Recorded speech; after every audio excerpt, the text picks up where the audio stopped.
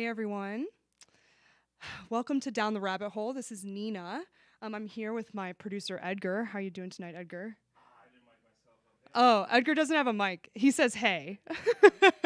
In any event, thank you so much for tuning in tonight to my podcast.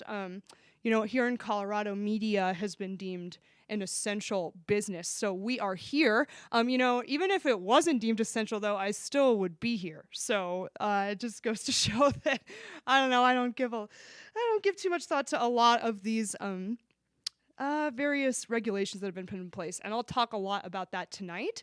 But first, I want to apologize for how long it's been since I did a podcast. It's been about 2 weeks now. I don't know, I've gotten into this groove where I do a podcast about every other week. But in any event, I can't believe how much the world has changed since I was here last. I think that I was just, it was on the beginning of sort of what was happening with all this virus stuff. So tonight I'm going to talk a little bit about the dystopia that's being created here in America and around the world as a result of the unfortunate spread of this new virus. I'm also going to talk about freedom of religion, which I would have talked about this week anyway, but it seems all the more relevant in light of the current circumstances. So I'll go into that, but I'll talk about it from a property manifesto state of mind, which is probably why some of you come anyways to hear the property manifesto stuff. And then for my religion part of my podcast, I'm going to discuss our clergy, the Pope, the bishops, our priests, and my thoughts on them. I've got a lot. So I have a lot to talk about, as you can imagine, given the recent situation that's been going on. So I guess I'll just get into it. So first of all, I have this article. It basically is going over kind of some of the economic carnage that we've been seeing.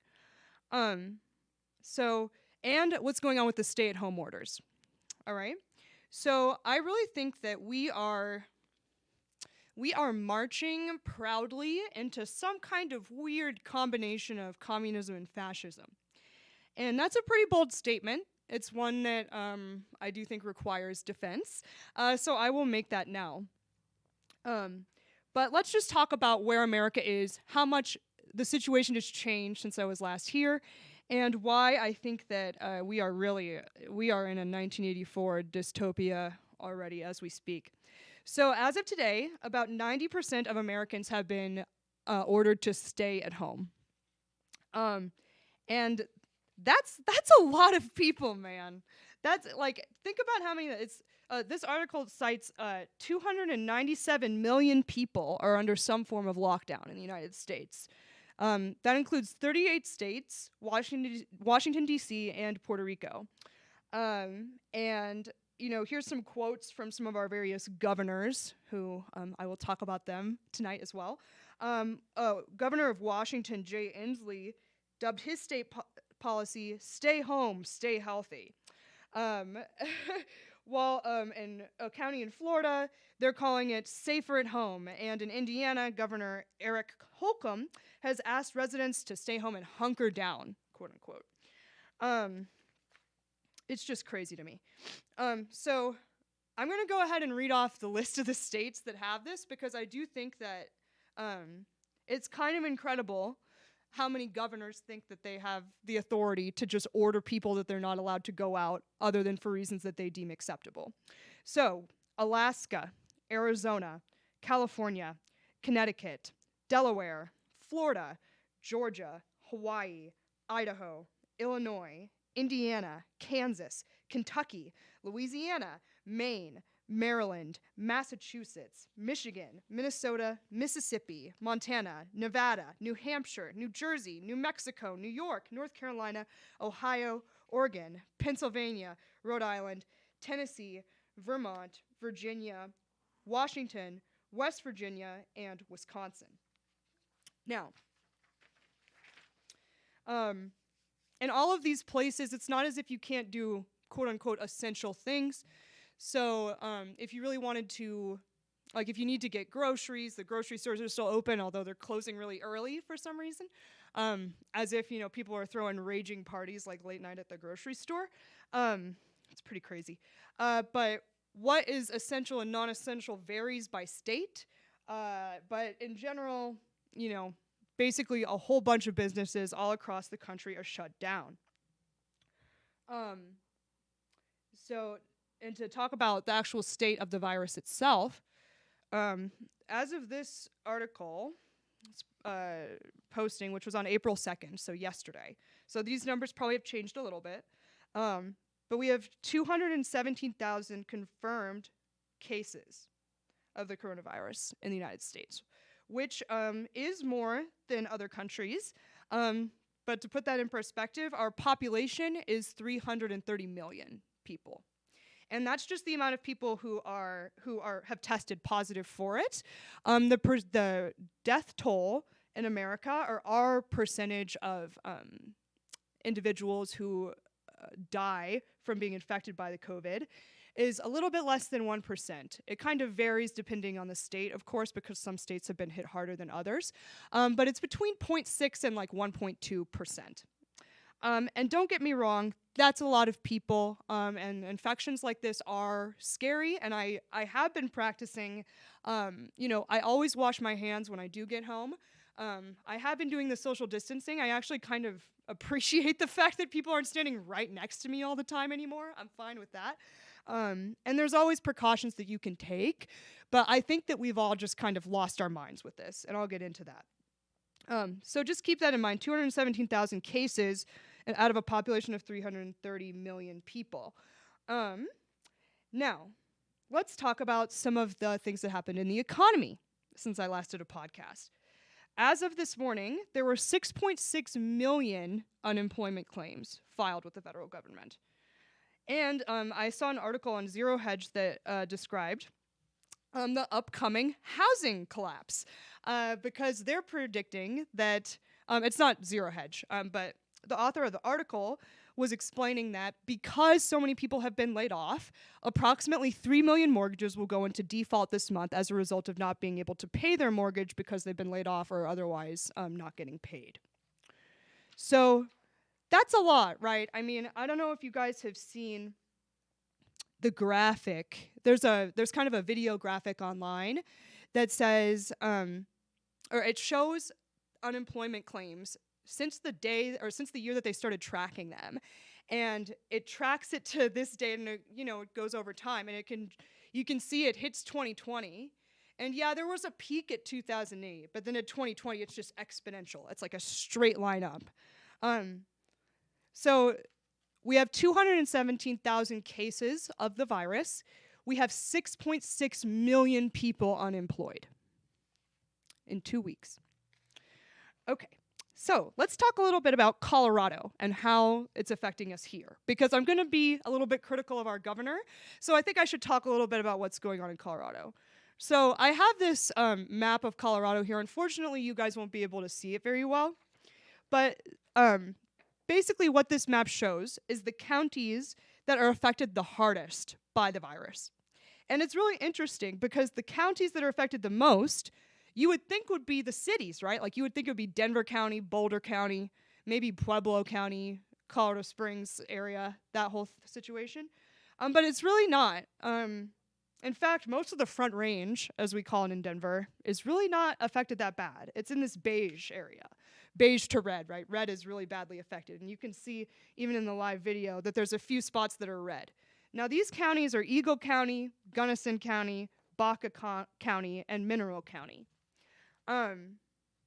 These counties are not that heavily populated, but it's really interesting to me that Mayor Hancock issued a stay-at-home order in Denver before our governor did anything, even though Denver is not even hurt that bad by this. It's really happening mostly in kind of these mountain towns, but not even in Park County, which is where most of the ski resorts are. So it's really interesting just to think, just keep it in perspective, actually go and look at the data, look at what's happening, look at where people are actually being affected. One thing I thought was really interesting in Colorado is I went online to check and see if there's stories about our hospitals being overwhelmed. Because that's what they keep saying. We have to flatten the curve so our hospitals don't get overwhelmed.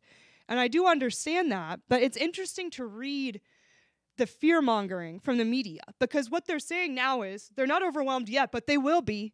And there's articles from the last 2 weeks, almost every day, saying they're going to be overwhelmed. They're going to be overwhelmed. Well, they're going to. They haven't yet. And even though we haven't had a massive escalation or an exponential escalation in Colorado of cases or of deaths, there has been an exponential power grab on the part of our government.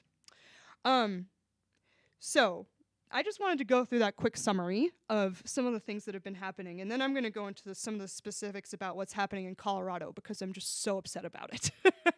But I want to make clear that I have compassion for the people who are getting sick with this and are suffering with it. I've heard some really gruesome stories of people who get this virus, and my sympathy goes out to them and their families because it is really traumatic to lose a loved one, and especially to something like this. The stories I hear is it's really quick. It's like within a few days, kind of. It just hits you hard, and that's it. So I have compassion for that, and that's why I do practice the social distancing and the washing my hands and all of that. My point here is not to say that we shouldn't be taking it seriously. My point is just to try to illustrate and illuminate the fact that our government is using this crisis to steal power. And people are not approaching this power grab with enough skepticism. That's really what I'm saying, okay? Because I've been accused of horrible things for talking about the economy and other stuff. I don't want your grandmother to die. I want your grandmother to live. I really do. But I also want, I don't want our economy to come to a screeching halt. I don't want a Great Depression. And I think that there has to be some balancing here. And right now there's no balancing at all. People are just throwing the economy out the window, just straight up defenestrated. We don't care. It's gone.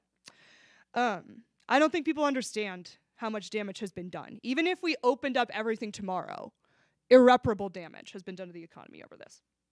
So, with that said, let's talk about some of the creeping fascism that's happening, especially in Colorado.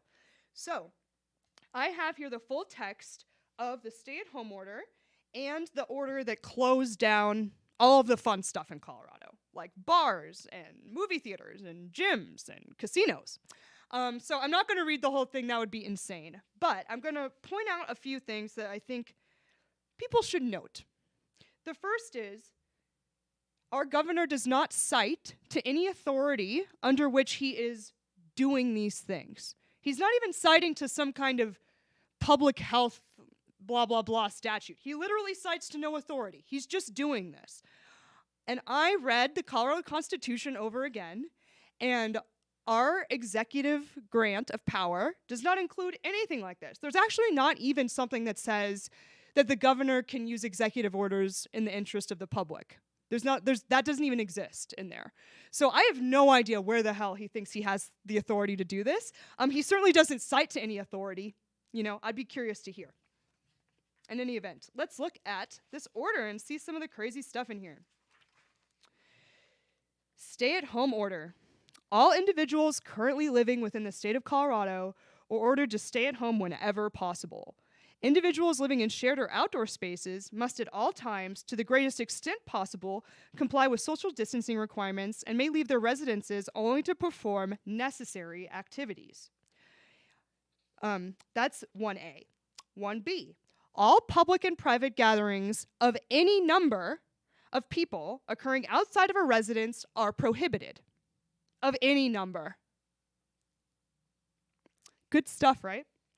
Let's go on. Some of this is, some of this makes more sense. Like, if you're at a high risk of illness, you really should try to stay home at all times. That kind of makes sense. It shouldn't be an order, though. That should be voluntary. Regardless, let's see. 1F. All travel, including, but not limited to, travel by automobile or public transit, except for necessary travel, is prohibited.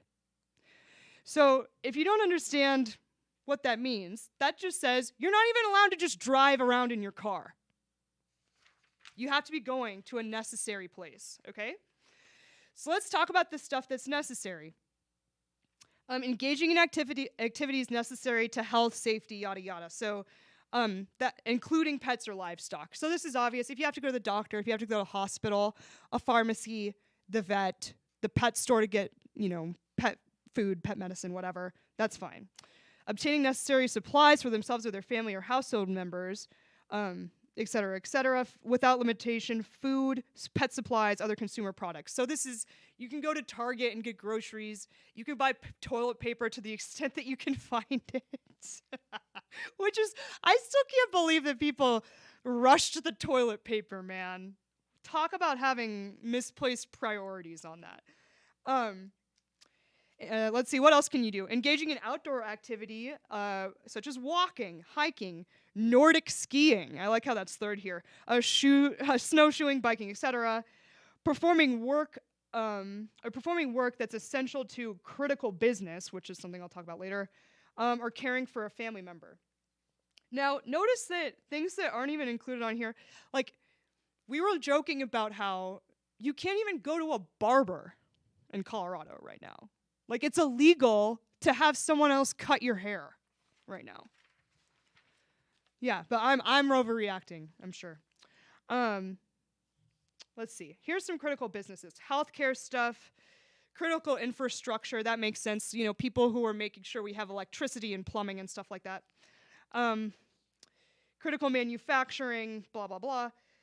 This is the funniest thing in Colorado, though. And I'll briefly jump to what Mayor Hancock did. So before our governor did anything, Mayor Hancock said, if you're in the city, county of Denver, you're not allowed to go outside. Or you're not allowed to go to work, stay-at-home order, et cetera, et cetera. And he included liquor stores and marijuana dispensaries as non-essential businesses. And there was such a rush to the dispensaries and the liquor stores in Denver. Everyone was violating the social distancing norms. People were buying cases and cases of beer and stuff. They had to withdraw it. So, as you can see here, marijuana dispensaries and liquor stores are essential businesses in the state of Colorado. But, I can't go get a manicure. I'm not allowed. As I said, media is critical, or necessary, critical. Trash services. Of course, the legal profession gets an exemption. I as a lawyer, I get to be deemed necessary. Although, I want to point out, I didn't mention this in some of the things that we did in Colorado, but the courts are operating on an emergency basis right now. The only cases that are being heard at all are for criminals that are about to face, the deadline for a speedy trial. So I had a trial set for May that was vacated. It's gone. Just because of this. So I'm going to get into how all of this is just, throwing our Bill of Rights into a dumpster fire later. But just suffice to say that although they say the legal profession is essential, the courts are barely operating. And in some states, like Pennsylvania, especially in Philadelphia, the police aren't even enforcing some crimes anymore. Like, they claim that they're nonviolent, but in essence, they're not enforcing grand theft auto, robbery, burglary. So just something to keep in mind. So yeah, there's other essential things that you would obviously, see, like food banks, homeless shelters, stuff like that, construction. There's been so much construction, they're taking advantage of all the people not driving on the roads.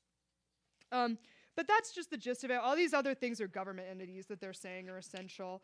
But I want to get to the enforcement section because, I would like to know under what authority the governor thinks that he can make it a crime to go outside or to drive, just to drive around, just to go for a joyride. So listen to this. Section 5, enforcement. This order will be enforced by any appropriate legal means, whatever the hell that means. Local authorities are encouraged to determine the best course of action to encourage maximum compliance. Failure to comply with this order could result in penalties, including a fine of up to $1,000 and imprisonment in the county jail for up to 1 year. So basically, they've made it the most extreme misdemeanor that you can have. Because the only thing that classifies a felony differently than a misdemeanor is if you can go to prison for more than a year, or if you can be sentenced to jail for more than a year. So in this instance, they're basically, and for some perspective as well, these are the same penalties that you would get for a DUI.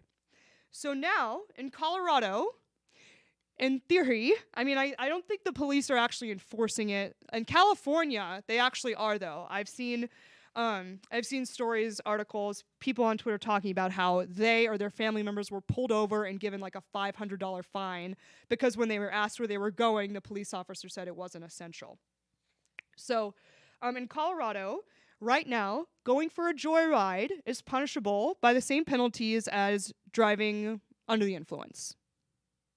So, yeah, let's think about how much sense that makes. Here is the order that closed all of the fun stuff in Colorado. So, effective March 17th at 8 a.m. Again, there's no citation of where he gets the authority to do this. And continuing through April 30th, 2020, the following places of public accommodation are closed. Yeah, there's other, whatever, legalese in there, but that's not important. Restaurants, food courts, coffee houses, cafes, and anywhere that serves food or beverages on the premises. Bars, taverns, brew pubs, breweries, microbreweries, distillery pubs, wineries, tasting rooms, special licensees, clubs, and other places of public accommodation offering alcoholic beverages on premises for consumption. I love how many different words we have for a place where you can just go be drinking, by the way. Because, how many different places was that? It's like 15 places. You can't have cigar bars. You can't have gyms open. All movie theaters, performance theaters, opera houses, concert halls, and music halls, and all casinos. So, yeah, it's Friday night. What can we even do? Not that much. And then of course we have this. We have a stay-at-home order in effect that basically says that non-essential businesses have to close. And for some reason, horse tracks were thrown in there, including places where you're not actually at a horse track, but you're just betting on a horse race in a public place. Those have to close, specifically. And then, the fact that they have to include this one, I think, is really bizarre. They give an exception to fitness centers that are within an apartment complex or within a hotel, which means that our governor thought that he had the authority to shut down the gym in your apartment complex if he wanted to. He made it clear. It's like, if your apartment has has an elliptical, I guess you can use that, right? But don't you dare go to a public one. Don't you dare go to a public gym. What, do you want people to die? Anyway, the fear-mongering is just out of control. So I already talked about Mayor Hancock being an idiot. And seriously, okay, some people argue, the governors, they have to do it for public safety, whatever. But a mayor? What authority does a mayor have to order anyone to do anything? It's absurd. We got to vote these people out. Or I don't know. I don't know. We might have to do something crazier than that, because this is just getting ridiculous. But what really outraged me earlier today from our lovely governor that I can't stand is that it's not an order. It's not in these official directives of the governor, which, what the hell is that? Since when can governors write executive orders to control what the population does anyway? All of this is just so alien to our jurisprudence. I don't understand it at all. But now Governor Polis is saying, he's encouraging and saying that we need to, or should rather, all be wearing face masks every time we go outside. So even if you're doing something essential, it's still a matter of, if you're going to interact with any other human, you have to have a mask on. And so, he posts this picture, he tweets this picture of himself wearing basically a bandana that has like the Colorado State, government seal on it, like several times. And ew, you have to listen to some of these quotes from our governor. It is just gross. When you're out of the home, you should use a mask at all times. Let's have fun with it and make it cool, Polis said. Let's make lemonade out of these lemons, and let's try to get everybody to show what we need to do in our community and all do our part. Let's have fun with it? Yeah, wearing a mask is real fun. And listen to this BS, okay? Our governor addressed the federal stimulus package and said, you don't earn the money from that by going out and about and spreading the virus, Polis said. We're asking you to earn that money by staying at home. Okay, first of all, the stimulus package is such a horrific piece of legislation. I can't believe that people aren't more up in arms about it. It's basically the bailouts of 2008 times, 50. But the idea that it's like I have to earn the $1,200 that either, they stole from my paycheck in the first place because the income taxes are pretty high still, right? And or they just printed it out of thin air. So either way, I don't have to work for that, all right? And the fact that they could pass a $2 trillion stimulus bill and only, I forget what it is. I have it in here somewhere. But, only a fraction of that goes to the American people. Most of it goes to companies, banksters, the Kennedy Center for the Performing Arts. Like, oh, great, I'm so glad they're getting money when no one's allowed to go see a damn performance. We really needed to give them millions of dollars that we printed out of thin air. So, just the idea that the only way I can earn that money is by wearing a mask every time I'm in public is ridiculous. And some people on Twitter were giving me heat for this, but I compared this a little bit to Sharia law, and it's true. It's not a religious reason why they're asking us to do it, but it is a situation where they're telling us that for our own good, we need to cover our face. And that's what they tell women. They say, to protect yourself from rape, cover your hair, cover your face. And in this instance, they're saying to protect yourself from the dreaded virus, cover your face when you're in public. And I'm here to say that I'm not going to do that. I am not going to do that. It's not an order from him right now. Even if it was, I think it would be invalid.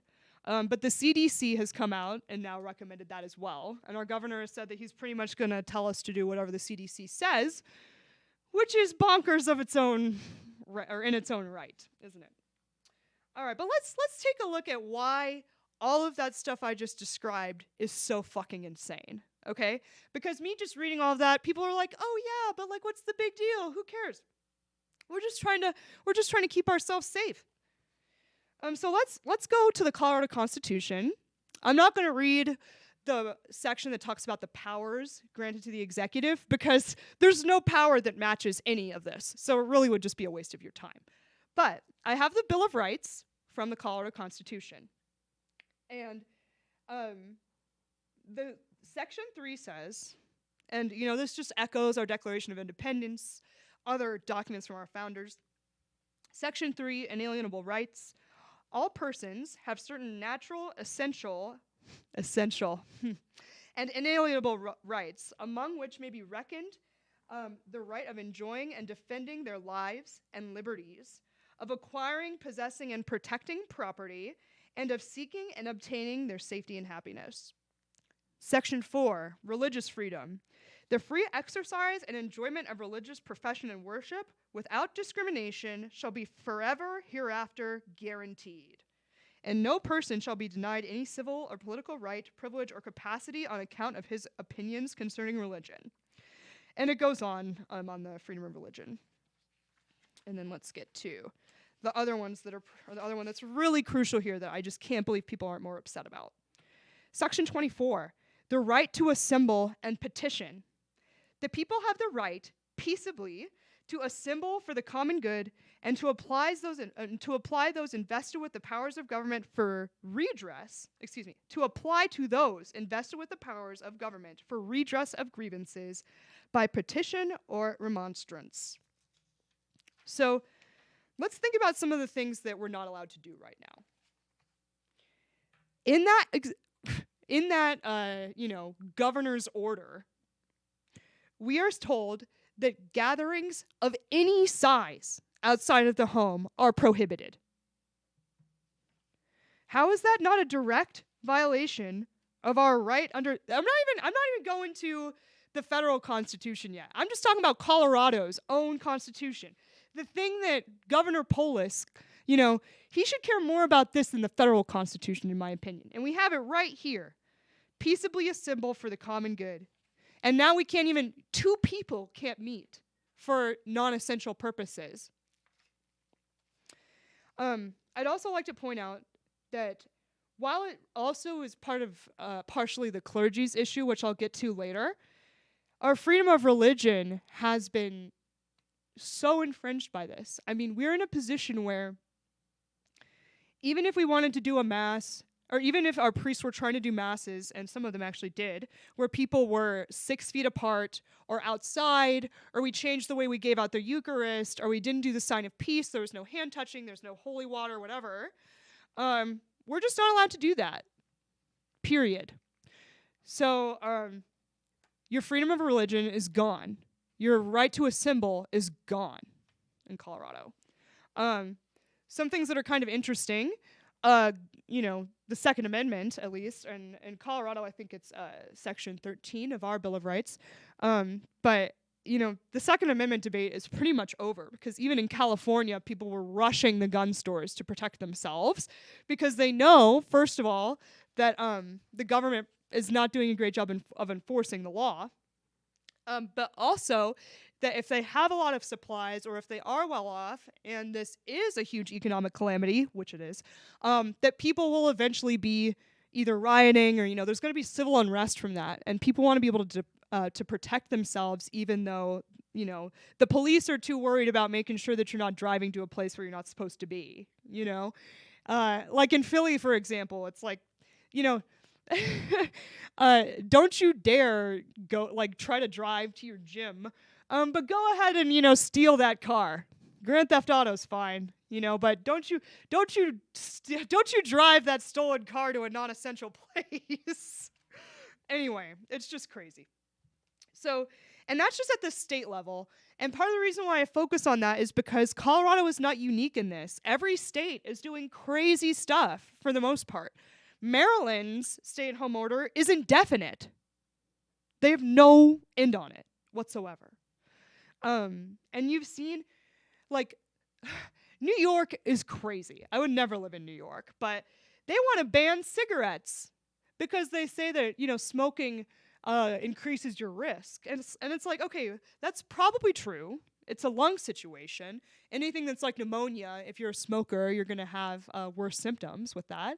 Or it could increase your risk of complications. But the idea that you can just get all these smokers to quit smoking cold turkey, and that won't cause problems in society is just crazy. Or the idea that you could just ban the sale of alcohol and that you wouldn't end up with more people in the emergency room. At least from withdrawing from alcohol or something like that. You wouldn't have a withdrawal that would get you in the emergency room from cigarettes. But I think that the psychological benefit of allowing someone to have a cigarette when the whole world is going to hell, just let them have a damn cigarette. Like, what's wrong with you, But in terms of alcohol, if you withdraw from alcohol, you can have seizures, you can die, man. I mean, if they're trying to save as many hospital beds as possible, let the alcoholics drink for the time being, okay? Let's see. Let's talk about what our federal government has been doing. So, I mentioned the stimulus package, which just... The idea that our government could spend $2 trillion with a stroke of a pen just makes me want to, throw up. It's like a punch to my stomach. Trillions were supposed to be theoretical numbers. These weren't supposed to be we'll just throw $1 trillion around. So it's just crazy. But let's talk about what actually was in this stimulus package, because this is some real bad corporatism happening, which is how Mussolini defined fascism. So let's look at what's happening. So of the $2 trillion, $500 billion is going to be used to back loans, including 50 million of that going directly to the U.S. airlines.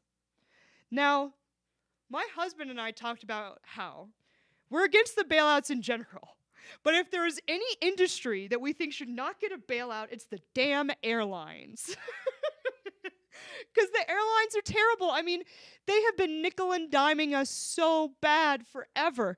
They charge you for everything. They charge you for sodas, for peanuts, some of these airlines charge you to bring a purse on board. The seats are uncomfortable. The entertainment's almost non-existent. I mean, the airlines are just awful. And I say, let them go bankrupt. Let them go bankrupt. I don't care. They've been terrible. The market should let them go bankrupt. And all of those planes, all that infrastructure will still exist. New companies can come into place and give better services to Americans. We don't need to be bailing out airlines. Everybody hates the airlines. Seriously, like why would you spend taxpayer money on that? So there's going to be $350 billion in aid to small businesses and small business loans, which I've seen some controversial things. I've heard that it's going to be pretty easy for people to get those and that they'll actually be helpful to cover payroll and stuff like that. But I've also heard that the red tape to actually get that is like you have to jump through a lot, or it's kind of complicated to actually succeed in getting the loan. But yeah, $150 billion is going to hospitals, and then and here's where I get into some of the communist stuff. Okay, and then we're getting direct payments to lower and middle income Americans of $1,200 each for each adult and $500 for each child. So my response to this is, instead of writing me a check once for $1,200, stop robbing me every single month.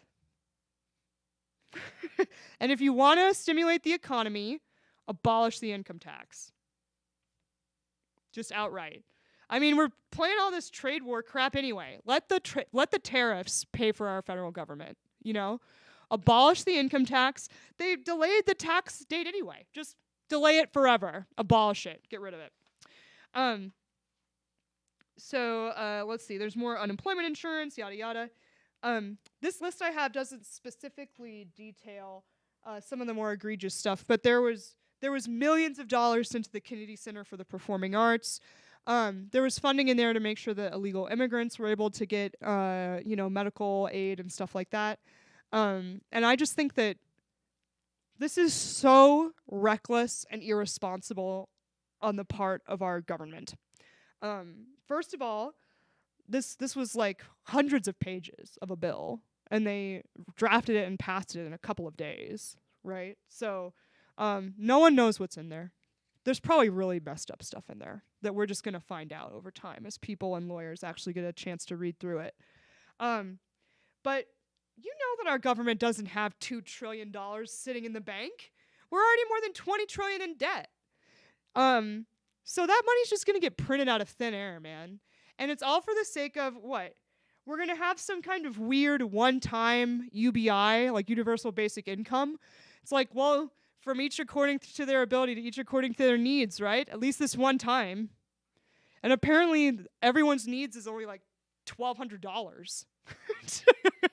Which, I mean, in some states that might go far, but in most states that won't even cover your rent unless you're in like a really crappy studio or something. So the idea that everyone just getting a check for like $1,200 in a couple weeks is going to solve the fact that 6.6 million people are now unemployed is just absurd.